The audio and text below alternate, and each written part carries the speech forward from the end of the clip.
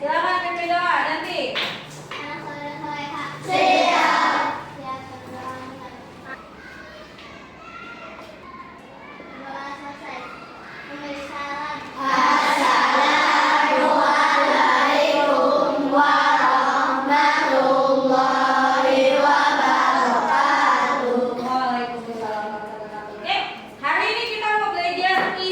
Ilmu pengetahuan alam dan sosial. Apa materinya?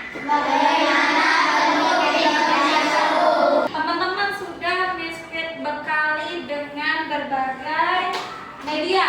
Ada yang global. Coba mana globalnya? Peta dunia. Lalu ada atlas. Lalu ada peta ASEAN. Peta Indonesia. Sebelumnya coba Misfit punya sedikit lagu buat kalian yang mana lagu ini supaya kalian meningkatkan rasa cinta kalian terhadap Indonesia ya.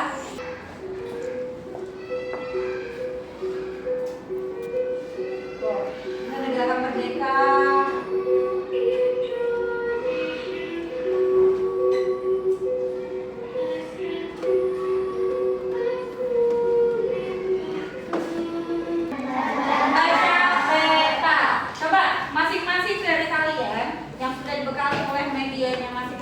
Silahkan perhatikan peta Indonesia. Kedua sudah ketemu? Ya. Yang global udah? Ya. Nih peta Indonesianya ya. Ya, di sini nanti kita lihat, kita belajar juga ada batas-batas dari wilayah Indonesia. Ini paling besar nih peta Indonesianya nih. Ini paling besar tuh. Ya, Indonesia dari Sabang sampai Merauke. Ada judulnya semua kecuali yang global. Global mungkin tidak ada judulnya, tapi biasanya akan ada penanda dari negara-negara atau wilayah-wilayah tertentu. Oke, lanjut ada orientasi. Orientasi itu apakah lanskap atau potret? Ya, apakah mendatar atau menurun dan sebagainya. Tanggal atau tahun.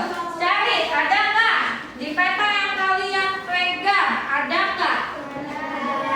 Ada. Yang ini tahun berapa? 2023. Ini ada nggak? Ada 2020. 2020. Yang ini? Nggak ada. Ini 2020. Ini berapa? Tahun berapa? Ini yang terbaru atlasnya sudah 38 provinsi ya? Sudah 38 provinsi. Ini tahun berapa nih? 2000. Coba dicari. Di sini biasanya ada. Oke, anggaplah itu 2022 ke sini ya. Penulis atau penerbit, ada nggak? Ada. Legenda itu apa? Legenda adalah penjelas dari si peta tersebut. Misalnya batas laut, gambar danau, pegunungan, gunung, ada nggak? Ada nggak? Mana? Ini legendanya. Oke, yang ini ada nggak legendanya? Ini ada ya, legenda ya. Yang sebelah sini, peta Indonesia, mana legendanya? Ada, tuh nih ya. Ini legendanya dalam bentuk simbol huruf ya. Ini simbolnya. Yang ini ada legendanya nggak? Ada. Ini ada? Ada. Oke. Selanjutnya skala. Skala itu apa? Skala adalah perbandingan antara jarak asli dan jarak di peta. Contoh, ini skalanya berapa sayang? 44.000. 1 berbanding 1 berbanding 44 juta. Nah, berarti 1 senti di dalam peta, dengarkan, 1 senti di dalam peta sama dengan mewakili 44 juta senti. Dan selanjutnya sumber dari mana?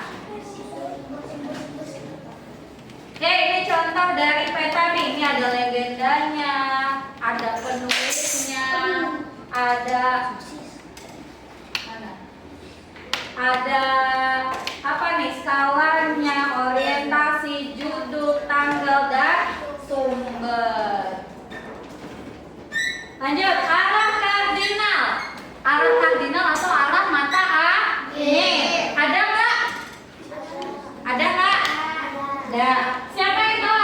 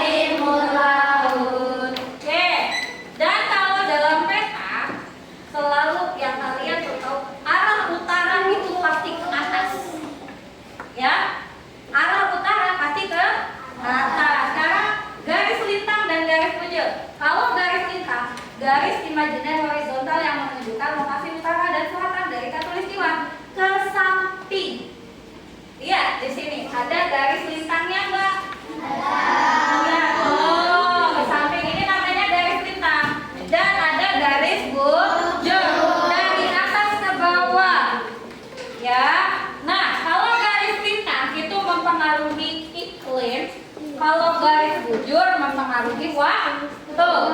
Ya, contoh di kita nih, kita ada apa namanya? Kalau garis bujur 0 derajat itu ada di daerah Greenwich atau UK, Inggris. Ya, di sana GMT 0. Kalau di kita GMT 7. Maksudnya apa? Kita lebih cepat 7 jam daripada Greenwich. Jadi kalau di Greenwich itu sudah jam 2, baru jam 12 malam, kita sudah jam 7 pagi. Nah, beda lagi kalau teman-teman kita di Bali. Bali itu GMT plus 8. Jadi kalau di Greenwich jam 12 malam, di Bali sudah jam 8. Kalau kita ke timur, di Papua, di Maluku, kalau di Greenwich masih jam 12 malam, di sana sudah jam 9 karena GMT plus 9 gitu. Ya. Nah, kalau garis lintang mempengaruhi si musim. Nanti kita akan bahas musim, ya. Mempengaruhi musim maksudnya di mana? Musim panas. Atau kalau kita ada musim kemarau dan musim hujan. Kalau di belahan dunia lain ada musim dingin, musim gugur, musim semi dan sebagainya. Kita nggak ada. Ya, kita tidak ada. Ya. Karena kita di garis khatulistiwa, garis lintang 0 derajat, yang mana kita adalah negara dengan iklim tropis. Oke, ini kompas. Nah, jarum kompas selalu menunjukkan arah utara, huruf menunjukkan kardinal. Nih, W itu barat, M itu north, E itu timur, S itu south. Jadi kalau dalam sebuah siapa di sini yang pernah pakai kompas? Pernah ya waktu bersami ya? Ya, dikasih tahu ya. Kalau arah kompas itu selalu mengarah ke atas, yaitu north, utara, selalu mengarah ke utara, ya. Letak Indonesia secara geografis dan astronomis. Di manakah letak Indonesia di permukaan ini?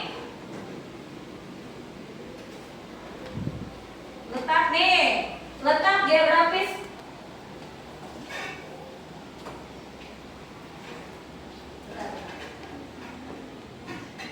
Indonesia merupakan posisi negara Indonesia yang diartikan pada batas-batas yang mengelilingi Indonesia.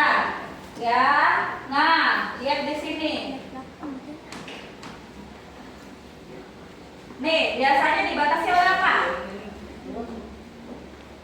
Letak geografis biasanya dibatasi oleh apa? Oleh benua, laut, gunung, samudra, gurun, dan lain-lain. Letak geografis Indonesia, kita terletak di antara apa? Di antara dua benua. Ada benua apa? Asia dan Australia. Coba sebelah sini tadi letak geografisnya antara benua apa dan apa? Nah, sekarang kalau lainnya di antara samudra apa dan samudra apa? Dan samudra apa?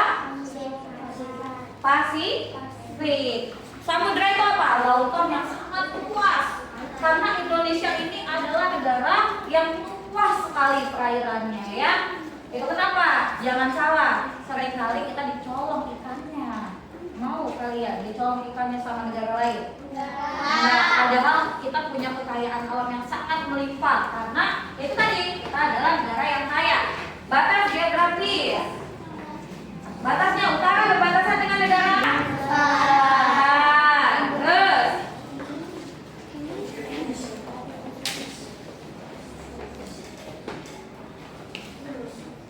kalau timur berbatasan dengan negara apa? Papua Nugini, Samudra Pasifik. Kalau di barat, Samudra Hindia. Samudra Hindia. India. Kalau di selatan, Australia. Australia dan Samudra India.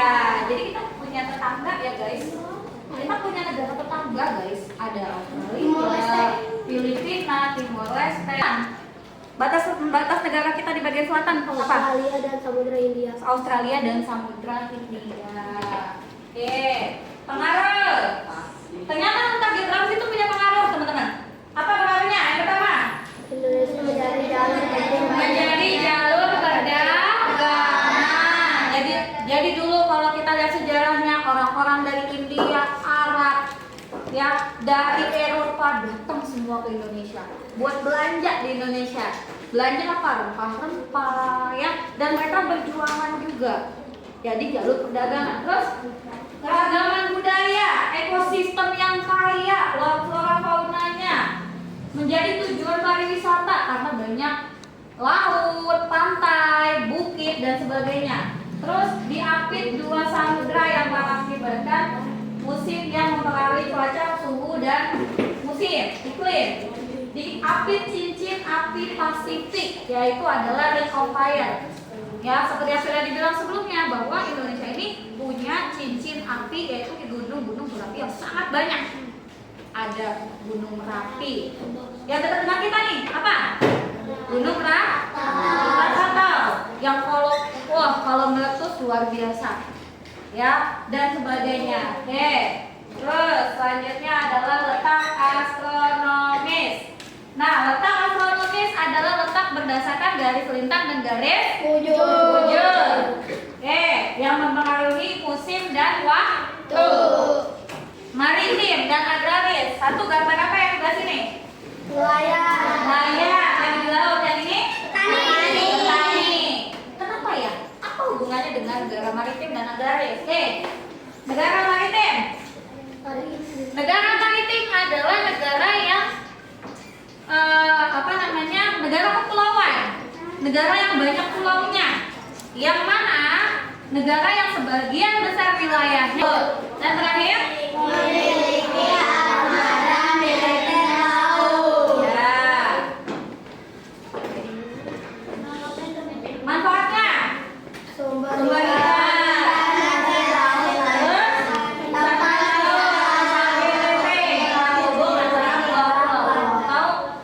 Ibu Susi Pujiastuti pernah dengar nggak? Ibu Susi Pujiastuti adalah mantan ya, pernah menjadi Menteri Kelautan Indonesia, yang mana beliau itu adalah diibaratkan Sri Kandinya Lautan Indonesia. Kalau ada orang yang mau macam-macam sama laut Indonesia, wah kapalnya tenggelamkan gitu ya. Kenapa? Kelautan Indonesia itu sangat luas. Kita jalan-jalan ke daerah Sulawesi, itu ada Taman Laut Bunaken namanya. Itu cantik sekali, ya. Itu kenapa? Ada wisata laut, banyak ikannya dan sebagainya yang tidak boleh dicuri. Negara agraris. Apa negara agraris? Sebagian besar penduduknya bermata pencaharian dengan apa? cocok Untuk ditanami, bercocok Nah, karena apa? Tanahnya subur. Ciri-cirinya memiliki wilayah daratan yang luas dan subur. Memiliki apa nih?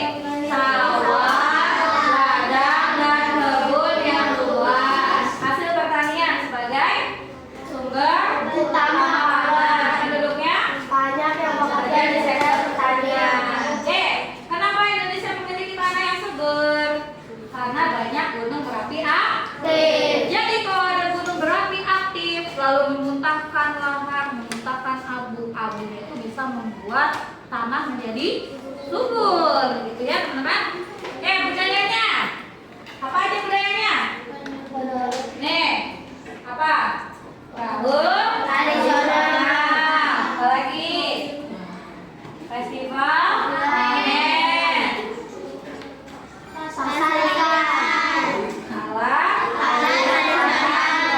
Pertaniannya itu penumbukan padi.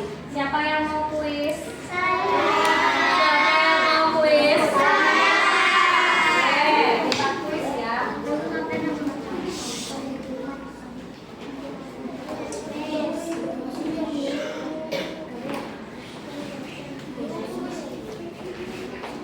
Siap untuk kuis ya.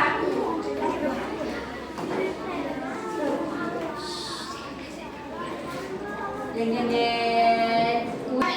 Siapa pertama? Kelompoknya Danti, ayo. Dua. Tiga. Wait, satu kali aja. Oke, kamu berarti 3 tim ya. Kita putar ya.